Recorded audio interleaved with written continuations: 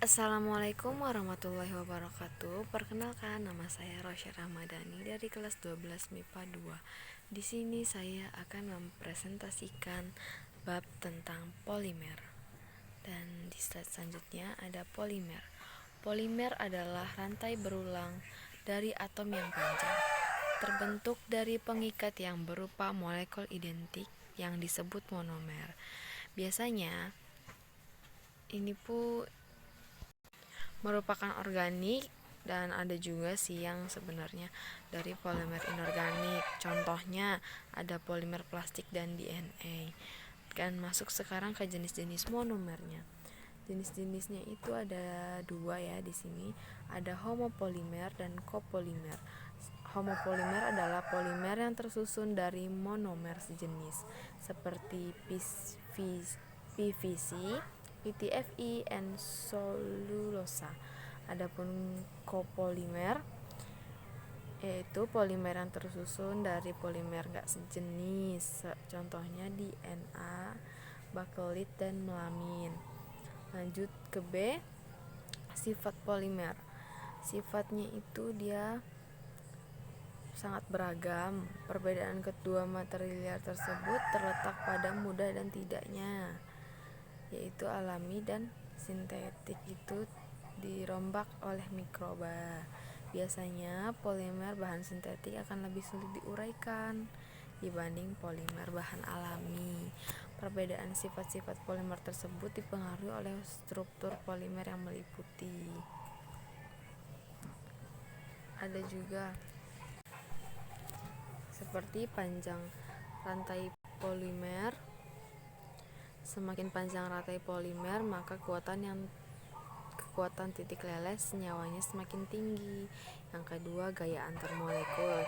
Semakin besar gaya antar molekul pada rantai polimer, maka polimer akan menjadi kuat dan sukar meleleh. Yang ketiga, ada percabangan rantai polimer yang bercabang rendah dan mudah meleleh, banyak mempunyai daya tegang. Yang keempat, ikatan silang antar rantai polimer. Semakin banyak ikatan silang, maka polimer semakin kaku dan rapuh sehingga mudah patah. Hal tersebut dikarenakan adanya ikatan silang antar rantai polimer, mengakibatkan terjadinya jaringan yang kaku. Ada juga yang kelima, sifat kristalinitas rantai polimer. Rantai polimer akan lebih kuat jika tinggi sifat kristalinitasnya dan lebih tahan terhadap bahan kimia dan enzim. Biasanya bersifat kristalinitas tinggi yaitu polimer dengan struktur teratur, sedangkan polimer berstruktur tidak teratur cenderung mempunyai kristalinitas rendah, sifatnya amorf yaitu tidak keras. Berdasarkan struktur dan bentuknya susunan rantainya. Ada juga nih bentuknya dan susunan rantainya. Yang pertama ada polimer linear.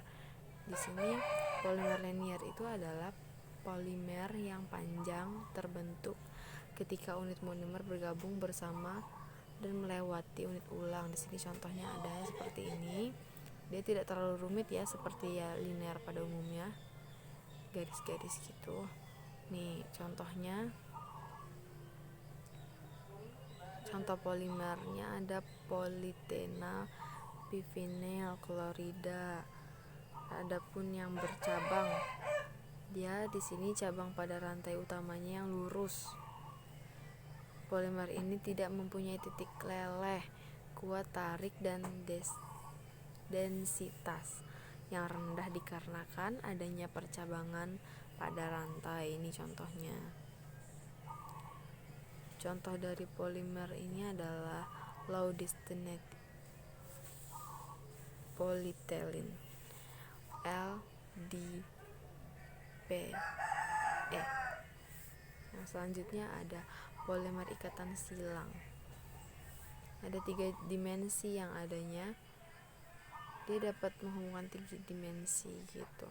Polimer ini bersifat dengan tinggi berat molekul. Contoh gambarnya. Yang D yang terakhir ini adalah penggunaan polimernya. Di sini kita bisa baca bahwa banyak sekali penggunaan polimer yang digunakan dalam kehidupan sehari-hari. Seperti ada polietilena untuk bahan dasar plastik untuk membungkus minuman, polipropilena untuk membungkus snack atau makanan ringan, vinil klorin untuk bahan pembuat pipa dan jendela plastik, dan masih banyak lagi di sini. Dan sekian, terima kasih. Thanks for attention. Wassalamualaikum warahmatullahi wabarakatuh.